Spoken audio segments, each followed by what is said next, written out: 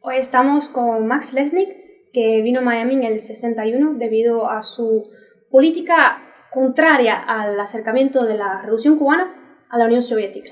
Él, como periodista demócrata, comprometido con la verdad, muy pronto tuvo problemas con la extrema derecha, simplemente porque no aceptaban su oposición al bloqueo contra Cuba ni su condena al terrorismo tan frecuente en el Miami de esa época. Aún hasta el día de hoy, algunos exiliados todavía ven en él como una persona demasiado cercana a Cuba. Y bueno, ante todo, gracias por la entrevista. Bueno, aquí estamos. Primeramente, primera curiosidad, no muy política, pero vale. Usted vino a este país, Estados Unidos le abrió las puertas junto a otras personas en un barco, o sea, entró como balsero. ¿Qué pensamiento, sensación, experiencia, cuál es lo que con más intensidad y frecuencia le venía a la mente o al corazón en esa travesía en alta mar? Bueno, en el barco, oscuro en la noche, mirando a la profundidad del mar, unas estrellitas que salían de luminosidad, pensaba yo, caramba, salir de mi país a un país que para mí no es el ideal de la democracia, como tantas cosas se han dicho a favor de los Estados Unidos por los propagandistas del capitalismo. Tampoco tenía yo, como no tengo todavía, el resentimiento de odio al pueblo de los Estados Unidos.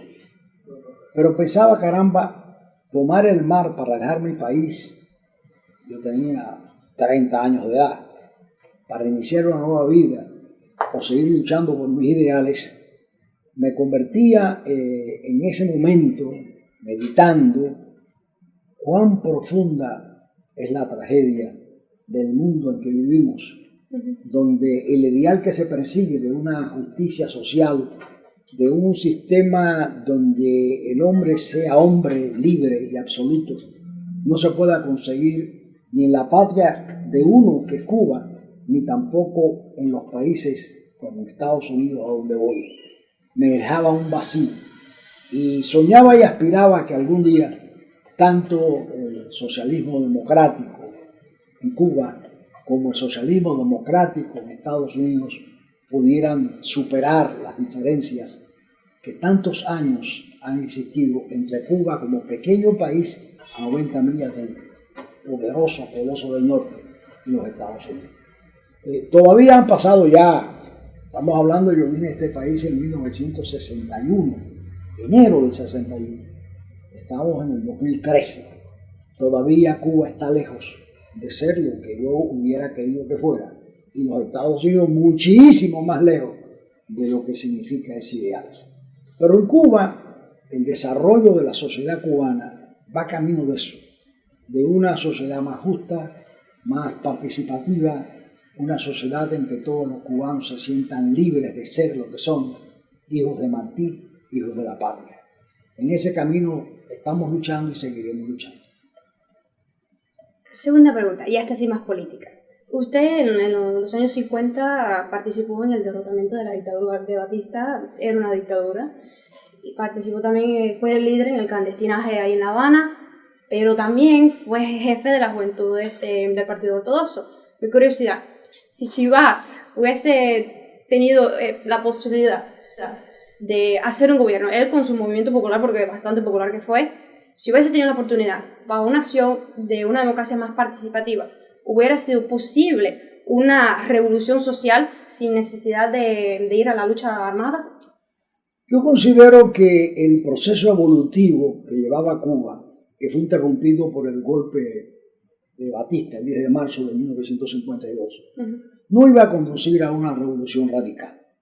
Creo que las circunstancias de la época, y estoy hablando retrospectivamente como revisando la historia, lo que se enfrentaba el 1 de junio de 1952, que era la fecha programada para la elección presidencial entre el candidato de nuestro partido, el Partido Ortodoxo, partido al cual yo pertenecía y yo era el jefe de la juventud, y Fidel Castro era a la sazón un dirigente ortodoxo que aspiraba a parlamentario, a diputado por la provincia de La Habana. Estamos hablando de que esa era la corriente más popular en la Cuba de la época, donde las figuras jóvenes que encarnarían la revolución que vino después estaban aceptando el juego de la democracia, que no era tan participativa como debiera ser, pero que se podía participar con libertad de expresión a tenor de que las reformas podían hacerse por una vía pacífica.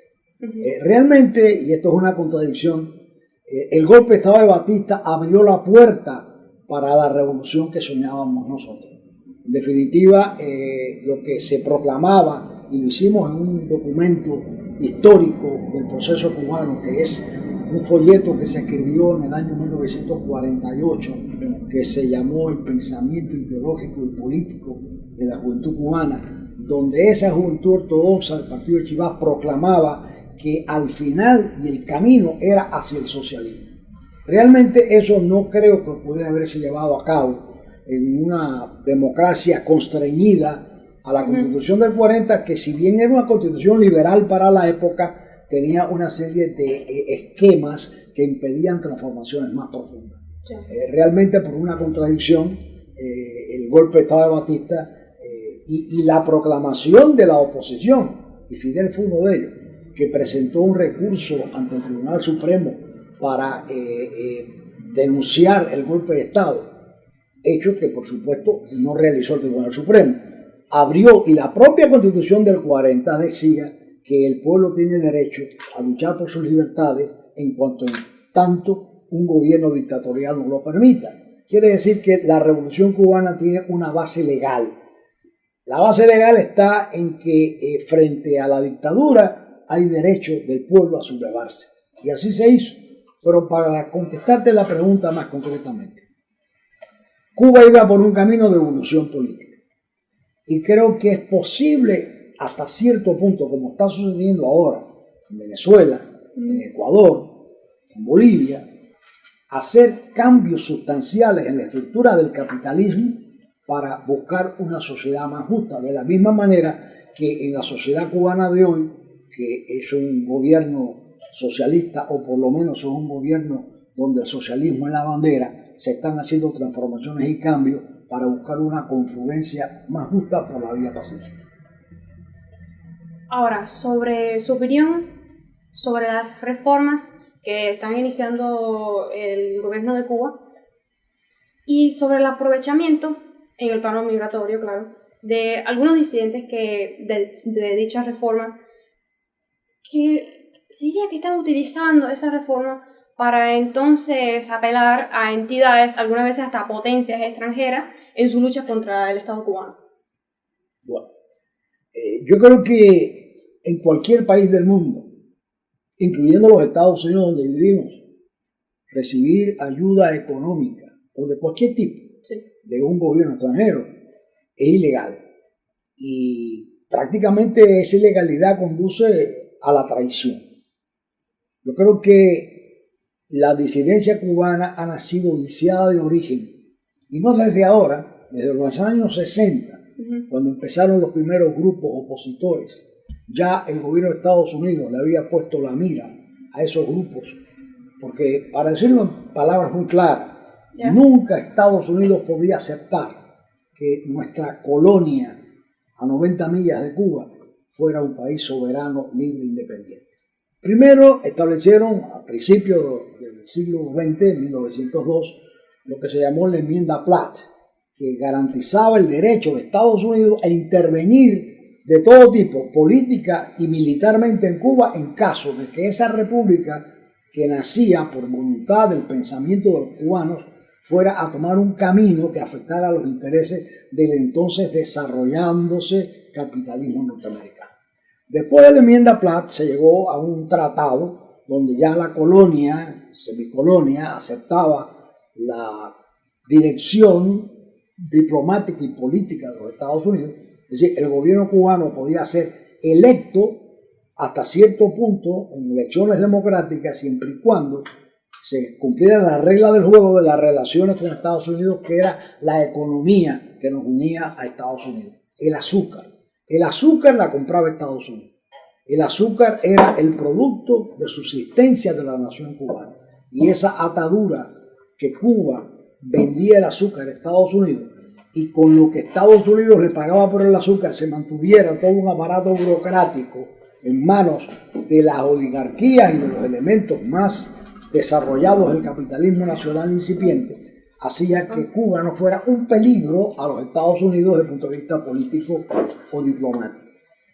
En esas circunstancias hay que entender que siempre los políticos de turno estaban al servicio de la política exterior hacia Cuba, los Estados Unidos. Y hoy día ese mismo papel lo juegan los llamados disidentes, que obedecen los dictados de los Estados Unidos para de esa manera cumplir con la función de minar o socavar el proceso revolucionario cubano. Te decía que desde los años 60 todos esos grupos que actuaban por la violencia tenían no solamente el beneplácito, sino la ayuda material, económica y militar de los Estados Unidos. Ahí está la invasión de Playa Girón del mes de abril de 1961. Fue una operación financiada, manejada, dirigida, pensada por los Estados Unidos para imponerle a Cuba un gobierno que en definitiva se convirtió en sal y agua, pero nunca Estados Unidos ha renunciado a aquel viejo sueño que proclamaba la doctrina Monroe de la manzana que caía en sus manos. Sí, la fruta madura. La fruta madura. Y realmente a mí me da pena, honestamente me da vergüenza que haya cubanos que por unas migajas sean capaces de obedecer la política de un país extranjero. Y lo vemos constantemente, cómo hacen declaraciones tan absurdas, tan fuera de toda realidad, como una señora que se proclama dama de blanco, que llegó aquí a Miami recientemente, decía que era partidaria de mantener el embargo, de que suprimieran los vuelos a Cuba, como en los tiempos de Bush, que dimitió a la familia cubana, que Venezuela dejara de mandar petróleo a Cuba para que la isla se apagara. Todo eso se dice en nombre del pueblo cubano. Es decir, el pueblo cubano puede estar a favor de que se mantenga un embargo que quien afecta fundamentalmente es al pueblo de Cuba, a ellos mismos. Puede estar a favor el pueblo de Cuba de que se suspendan los viajes cuando se hace un survey, una encuesta, aquí en Miami, centro del proceso de la extremísima derecha, se hace un survey y lo publica el Miami Herald, que es el periódico vocero de la extrema derecha. Lo que arroja el survey es que la mayoría de los cubanos, en más de un 60%, están contra el embargo y están a favor de los vuelos a Cuba. Que esa es la política, digamos, de mano suave que pretende usar el gobierno de Obama para cambiar el sistema cubano. Es decir, hay dos caras de la misma moneda. La antigua línea retrógrada, absurda, fuera de toda realidad de la administración del presidente Bush, que era, claro, el capitán de esa línea era el excongresista Lyndon Díaz Balart, pero que eso obviamente no ha dado resultado en 50 años. Mantener el embargo, la ley Torricelli, la ley Helms-Burton, Bush llegó a suspender los vuelos a Cuba, el envío de remesas, todo eso que es una política, digamos, de mano dura, extrema, conduce, entre otras cosas, a que el pueblo cubano se abroquele al lado de su gobierno, porque siempre, cuando hay una crisis, cuando hay un fenómeno de agresión externa, y lo vemos en los Estados Unidos, ahora en Boston sonaron 4 bombas que lamentablemente, actos de terrorismo que afectaron a una ciudad norteamericana, pero el país entero estaba al borde de la crisis producto de esas 2 bombas, pues el pueblo americano, como lo hizo el 9/11, se unió al lado de su gobierno. Bueno, de la misma manera, y no hay que pensar que las cosas son distintas, cuando se hace una amenaza de que se va a mantener el embargo, de que se va a suspender los vuelos a Cuba, de que se van a dejar de enviar las remesas, de que nos van a quitar el petróleo, eso lo que hace es unir a todo el pueblo de Cuba al lado de su gobierno, aunque no se esté simpatizando con el pensamiento político e ideológico de ese gobierno. Lo que pasa es que la lectura de esta situación, cuando se da a través del dinero que reciben los que la proclaman, obviamente no les interesa la opinión del pueblo cubano. Le interesa más la opinión de los cubanos de la extrema derecha de Miami que la de los 11 millones de cubanos. ¿Por qué? Por el dinero. Hay una vieja frase aquí que dice que lo que importa es el cash. Y en definitiva, el cash es lo que determina la conducta de esos llamados disidentes. Es lamentable. Pero hablando sobre el último tema que usted mencionó, una derecha que sí, una parte que sigue intransigente, la vieja guardia ahí, antigua, pero una parte, digamos que ha evolucionado, se hace una especie de maquillaje, se ve también en varias extremas derechas, incluso de Europa, que este fenómeno, digamos que se están actualizando.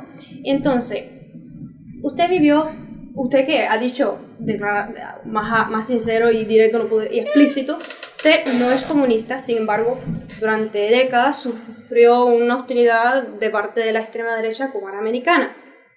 Ahora, esa derecha, digamos que se está acercando, una parte de ella se está acercando más en el plano político a una actitud más liberal, tratando de ganarse los corazones de los jóvenes, de los intelectuales, de los artistas.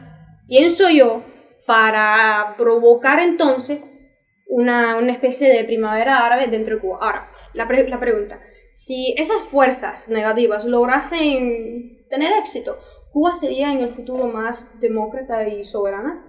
No, al contrario. Yo creo que los que se disfrazan camaleónicamente de una posición, digamos, más abierta, más democrática, todo eso es puro paisaje. Realmente, cuando uno analiza las personas que están envueltas en esta posición, llegamos a la conclusión de que en su momento fueron los más intransigentes radicales del extremismo estalinista. Vamos a buscar los nombres, yo no voy a mencionarlos, no vale la pena, pero toda la historia que se desata a través de cuando se desploma la Unión Soviética, los que miraban a la Unión Soviética como la pupila de sus ojos empiezan a girar a una posición de oposición al gobierno revolucionario. Porque en el fondo nunca los comunistas estalinistas vieron con simpatía ni a la revolución cubana independiente y soberana, ni mucho menos a su líder Fidel Castro. Tan es así que cuando el asalto al Moncada, que fue una manifestación de acción directa del grito de la juventud cubana en rebeldía, el órgano oficial del partido de la época, que era un partido comunista estalinista, denunció el asalto al Moncada como un acto puchista. Y eso que quedaba en el fondo y en el corazón de esos extremistas que no se sentían tan cubanos como nuestras palmas, pues cuando se desplomó la Unión Soviética quedaron decepcionados porque ese era su faro, ese era su guía, y los vemos que de ahí procede esa llamada disidencia. Todos estuvieron de alguna manera u otra envueltos en los manuales soviéticos que se usaron en la educación de Cuba en un momento dado, donde había dos corrientes: la corriente tradicional de la revolución, que arrancaba de Martí y de nuestros patriotas, que pasaba por Mella, que era comunista, pero un comunista cubano, por Antonio Vitera. Y para nosotros, los que seguimos a Chivar, veíamos también que esa corriente se mantenía viva.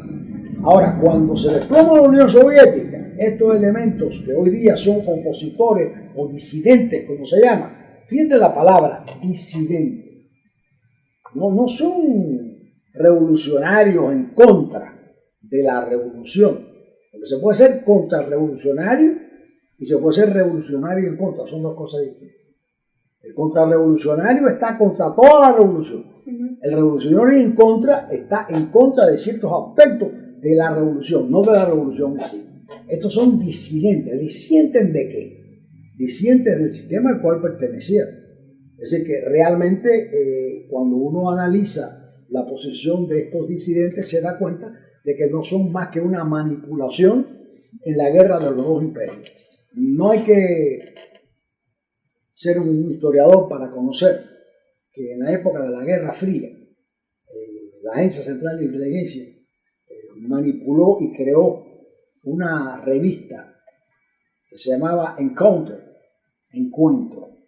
Esa revista estaba dirigida e integrada por elementos excomunistas que se prestaron al juego de disfrazarse de izquierdistas liberales frente a la Unión Soviética, que calificaban, y no estaban equivocados, de que era un Estado totalitario estalinista. Pero lo que sí es importante es cómo se repite en el fenómeno cubano ese tipo de estrategia, porque las naciones, Estados Unidos, la Rusia de hoy, la Unión Soviética, en sus files sacan de una gaveta y dicen, ¿a qué se parece esto? Y entonces aplican la fórmula. Ya. Esta fórmula que tú hablabas ahorita de la primavera árabe, esa es la primavera de Praga. Siempre hay una primavera en el camino, que es no más que un engaño. Al final todo se traduce en más de lo mismo. Ya que a usted le tocó vivir en otra Cuba, porque el tiempo ha pasado y obviamente la Cuba de hoy no es igualita a la Cuba de antes. Entonces, desde los años de la sabiduría, usted debe tener una visión más clara al analizar la actual juventud de Cuba. Y me gustaría que compartiera con nosotros alguna virtud que le haya visto a la juventud cubana y a la vez algún defecto que tenga. Realmente, la generación mía, que es la generación del centenario, de los años 50, se llamaba así por los 100 años del nacimiento de Martí, no éramos tantos.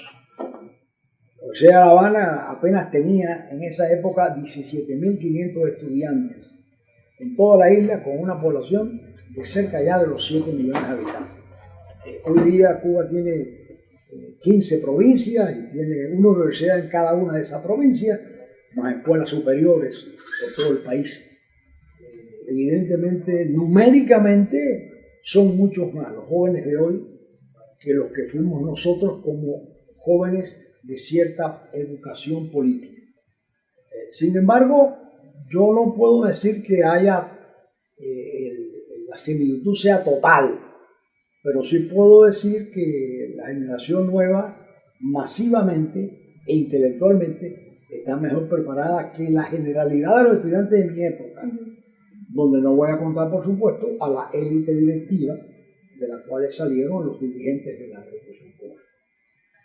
Si me preguntas por defectos, yo digo que el defecto más grave es la contaminación que viene a través de la cultura exterior.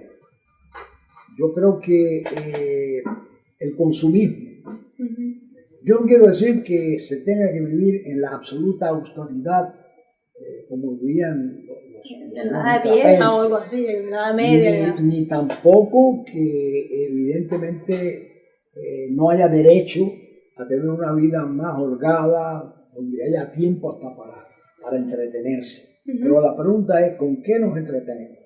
Si nos entretenemos con lo banal, que es lo que está ocurriendo en las sociedades, que yo no sé hasta qué punto eso es producto de la casualidad o un designio. Lo cierto es que yo veo que hay veces que los titulares de los periódicos, de los noticieros, comienzan con que si Shakira está en estado y si Shakira va a tener un hijo. Me parece que eso es banalizar la vida en que vivimos. Ese es un gran problema que cuenta la juventud cubana de hoy, que la inyección del exterior, esa ansia por saber, los lleve a saber lo peor y no lo mejor del mundo que vivimos. En general creo que a la juventud hay que orientarla, hay que educarla, porque yo me eduqué cuando era joven y no tenía temor de decir, caramba, alguien que tenga más preparación en cultura, que sea más sabio por viejo que por otra cosa, hay que escuchar. Y yo creo que la juventud de mi época supo escuchar. Y la de la generación del 30 también. Está en la historia. Enrique José Barona era el personaje que todos escuchaban. Y en cuanto a nosotros, la gente de mi generación, bueno, en el orden político tuvimos a Eduardo Chivas, que fue el inspirador de toda una generación. Y creo que la Revolución Cubana ha cumplido su función de educar a la gente joven y darles a ellos la oportunidad de escoger su camino. Y si la revolución continúa, será por esa juventud. Y si la revolución perece en el intento de que sea Cuba una nación libre y soberana como la soñó Martí, también será responsabilidad de la juventud de que eso suceda o no suceda. Eso también, el final del comentario suyo también responde a la pregunta que tenía en la mente, que era cuál era el rol entonces en la Cuba de hoy de esa generación, así que básicamente lo ha explicado, ¿no? Preservar la soberanía nacional. Con una diferencia. La juventud nuestra, para tomar el poder, tuvo que hacerlo arriesgando su vida y con una pistola o un rifle en la mano. Sí. La generación nueva lo que tiene que tener en la mano es una pluma y una computadora. Con eso basta para conquistar el poder. Es más cómodo también, hay que arriesgar la vida. La vida cambia. Sí, las circunstancias son otras. Pero en definitiva es la lucha por un ideal. Lo que cuenta no es cómo se consigue el ideal, sino que se mantenga en vivo ese ideal. Entonces, para terminar entonces la entrevista, vamos a terminar con una nota más emotiva. ¿Qué es lo que más le gusta de Cuba? De Cuba todo, como Todo, nación. la isla. Mira, te voy a contar algo aunque me lleva un poco de tiempo. La primera vez que yo fui a Cuba, después que me había ido en el año 61, fue en 1978, invitado por Fidel Castro. Y llegué al aeropuerto de La Habana. Déjame decirte que no fue un viaje clandestino, fue clandestino de Miami, pero no de las autoridades norteamericanas, porque era Carter el presidente, sí, y se estaba en una misión de conciliación que al final no llegó a dar el resultado apetecido. Pero en ese viaje, cuando el avión aterriza, un pequeño avión, en el aeropuerto de La Habana, y yo me bajo, respiro y el aire era distinto. Parece absurdo, ¿no? Había un olor a flores cubanas. Todo me parecía distinto. Le creo porque también tuve la misma experiencia. El aire es otro. Y eso me lleva a mí a pensar, caramba, algunos cubanos se quieren ir de Cuba, pero la gente no se pregunta, ¿sabemos cuántos cubanos del mundo quieren regresar a Cuba? Te digo que son tantos como los que se quieren ir. Quizás hasta más. O más. ¿Quién sabe? Todo depende de que los que están allá sepan entender el mensaje. Que los cubanos de afuera quieren estar en Cuba. Los que se quieren ir también querrán volver algún día. Eso sucede mucho. Bueno, gracias por la entrevista y voy a finalizar entonces con una conclusión mía que voy a repetir de que más allá del el problema cubano no creo que sea tan ideológico, sino digamos de moral, de cultura, porque más no se trata de que cada uno sea una copia y calco del otro, no es el asunto, sino que podamos usar esas diferencias para entonces con el ideal, el objetivo, que es preservar nuestra soberanía, que bastante sudor y sangre ha costado, entonces trabajar juntos, olvidar de las diferencias, ¿no? Y por fin acabar de sentarse a la mesa y hablar de que queremos todo una cosa, y es preservar la soberanía, porque es lo único que tenemos.